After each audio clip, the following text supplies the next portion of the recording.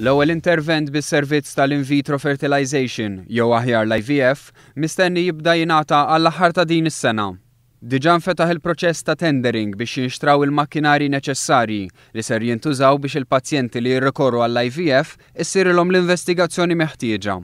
Edha wkoll issir evalwazzjoni tal-possibilitajiet varji sabiex dan is-servizz jingħata bl-aħjar mod possibbli.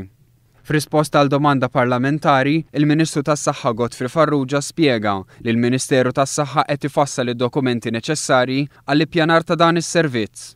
Fil-kampanja elettorali, il-Gvern Laburista kien aċċerta li jingħataw ir-riżorsi kollha neċessarji lill-awtorità kompetenti sabiex l-IVF titħaddem minnu fih u bla xkiel u li s-servizz jingħata b'xejn lill-koppji kollha li jkollhom bżonn dan il-proċess.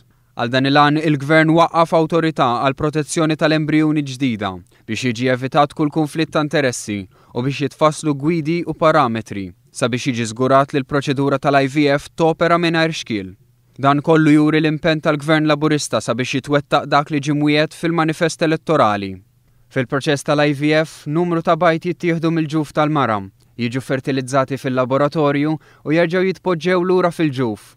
Bekk, koppji li jkollhom problemi biex ikollhom tarbija b'mod naturali, ikabru l-possibilità li jkollhom wilt.